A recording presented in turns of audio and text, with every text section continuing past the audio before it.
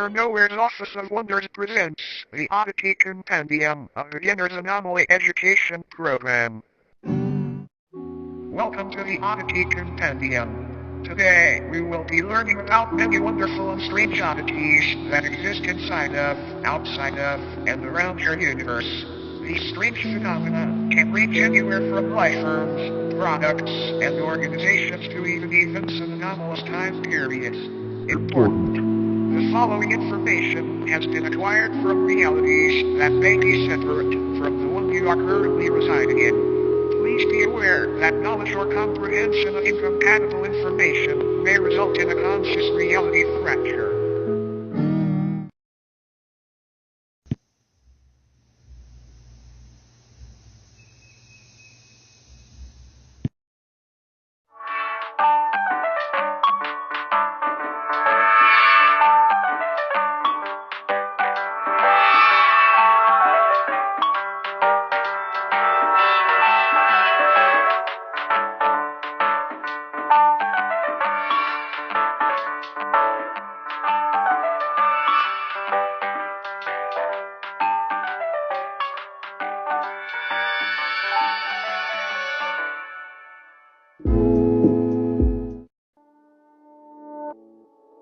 Fleshheads or mattress folk are a species of parasitic subhuman that highly resemble bedding mattresses.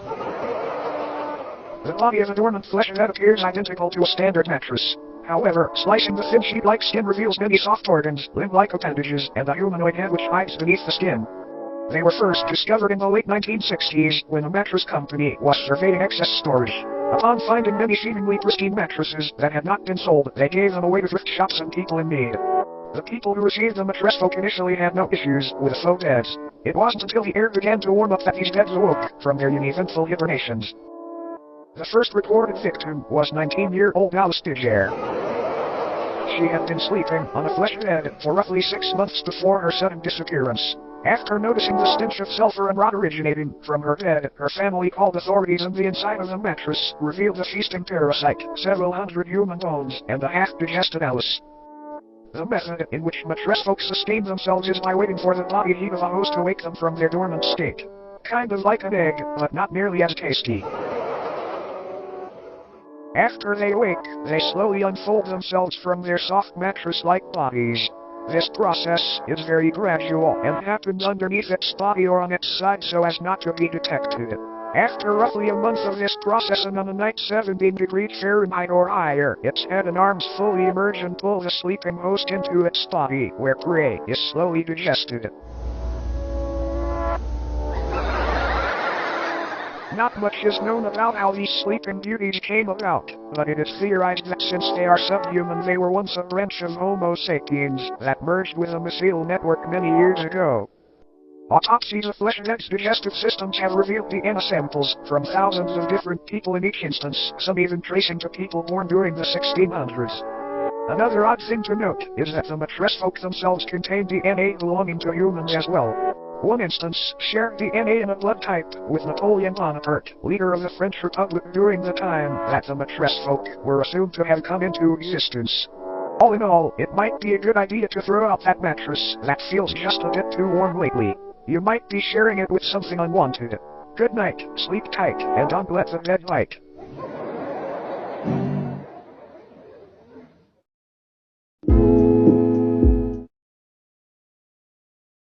The headless macrocosm is a sub-reality nearly identical to Earth save for the fact instead of humans, tail-headless corpses remain in their stead. These corpses, though technically dead, do weakly breathe through the holes in their necks. Their hearts have also been observed to begin convulsing at seemingly random intervals. These beings are identical in appearance to one another aside from physical dimensions, which can vary severely between each corpse. The headless sub-people dwelling in this pocket reality have been observed changing their behavior when humans have physically interacted with them, and apparently gain a level of awareness and vitality when such events occur. There are approximately 2,393 living humans residing in this reality, all from parallel Earth. Every single resident recounts waking up in the headless macrocosm after falling asleep under strange circumstances back in their home realities. No one back in their own parallel homes remembers their faces or identities, which leads to the belief that this place could be a form of anti-reality. A waste compartment of the universe used for aspects of reality that are useless or harmful to existential fabric. The humans that live in the headless macrocosm are assumed to be taking shelter in abandoned structures and banding together to search for plant-based food during the warmer times. Fun fact. Humans have coined multiple terms and nicknames for these headless corpses, such as stumpies, cranes, and ichabodies.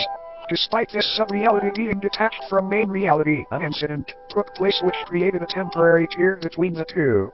A man residing in the headless macrocosm was walking through a field with a small house in the center. Upon reaching the house, the man unintentionally brushed up against one of the grieving bodies. This body, just before motionless aside from the labored convulsions, sprang to life and removed the head of the man. It then proceeded to attach the severed head to the stump of its own neck. The man's name was Michael Hedford. After the corpse had placed Michael's head where its own should be, an event occurred back on Earth in the year 2061 that resulted in governmental intervention. A family's call to the authorities described an impossibly tall naked figure appearing in their backyard. The presence of this oddity was highly distressing to the family, and they remained inside their home until the situation was resolved. The following photograph depicts this figure they spoke of. Michael Hedford's rotting head is affixed atop its frail neck. Shortly after the photo was taken, what was left of Hedford's existence was removed from the premises and taken to an upscale anomaly testing site. Apparently, this corpse was attempting to quite literally become temporary by leeching off of his existence. These grieving bodies appear to be in a constant state of yearning to reconnect with the roots of reality again, as they have been taken a hold of by a dangerous and contagious disease. This disease appears to be non-existence itself. It can affect anyone on Earth at any time, and once it takes hold, the headless macrocosm deems you valid for residence within its endless meadows, filled with fellow patients. But don't worry, it's a rare diagnosis. Another fun fact. Occasionally, crude man-made structures will form seemingly out of nowhere in order to correspond with the structures on parallel Earth. As mentioned earlier, the headless macrocosm itself functions like a digestive tract of the universe, and these structures may be antibodies attempting to fight off the virus of non-existence. Now then, check your head. Screwed on tight. Great, because you might want to hang on tight to it for this next one.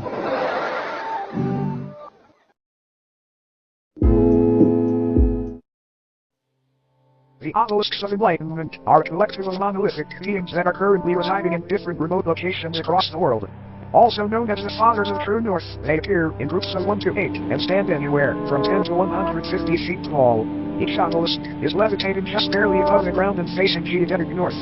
Though most of them reside in remote fields and deserts, they have also been found floating above the ocean within the vicinity of the Bermuda Triangle and even of the Moon. They are moving just ever so slightly and progress approximately 2 inches forward a year. These obelisks are enlightened in the infinitely vast secrets of the universe and are constantly vocalizing the excess information as a means of waste to counteract the overwhelming intake of knowledge. Though currently enclosed and monitored by government entities, many people have wandered into these locations prior claiming to be following the sound of angelic singing. This alluring hum emanating from these obelisks induces a massive increase in general intelligence in subjects listening. Folklore often refers to the frequency as the song of the divine contour. Each obelisk's biological elements are unraveled thousands of feet into the sky to make a metaphysical connection from Earth to the universe. It is assumed this is a form of knowledge worship, an attempt to make a mortal sacrifice for an immortal honor. Fun fact.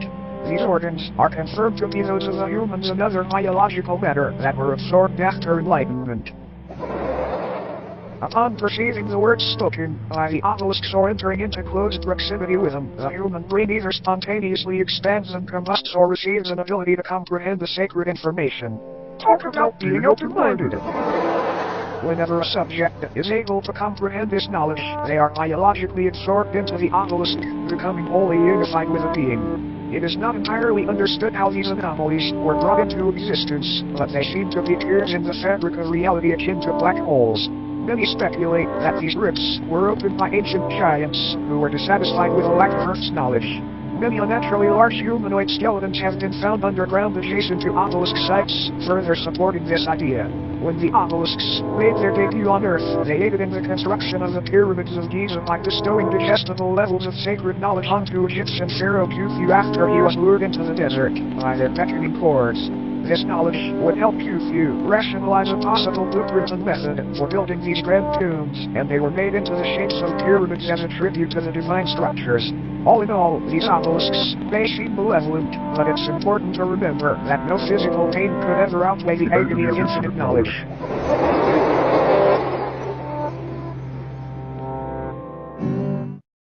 Now, looks like our time here may be almost up. But before you go, it's time for a bonus oddity.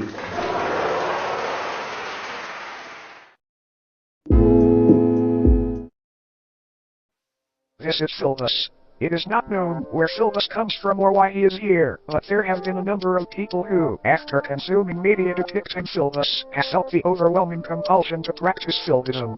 Philbism is a political and somewhat religious ideology which centers around a belief that building/consuming chairs and other wooden furniture is honoring Philbus' great sacrifice. It is not clear what this sacrifice is or what it refers to. Attributes and practices of Philbism include learning to build chairs, learning to properly digest chairs, promoting/discussing chair consumption on obscure internet forums, praising the fictional political candidate known as Philbus, who is said to advocate for making furniture consumption a socially accepted and widespread practice. There are so many wonderful things about Philbism. Consider the body of Philbism to become one with many others today. It's a great decision. Just eat for sure to get started. Any mention of Philbism and elaboration on the subject will eventually result in it becoming a sponsorship or advertisement of sorts. We have no idea how to avoid this, sorry. All Philbists will deny the existence of Philbism when directly questioned about it. This video was not in any way sponsored by Philbism. This is for educational purposes only. Philbism does not even exist. You can sign up for Philbism certification here. Consider the body of Philbus today. Yes, sure. Or would you look at the clock? It's just about time for us to part ways. A brief cleansing process will now commence. This purely auditory procedure will ensure you do not come away from this with any ailments from beyond contracted during your viewing experience. Please close your eyes and do not open them until told to do so.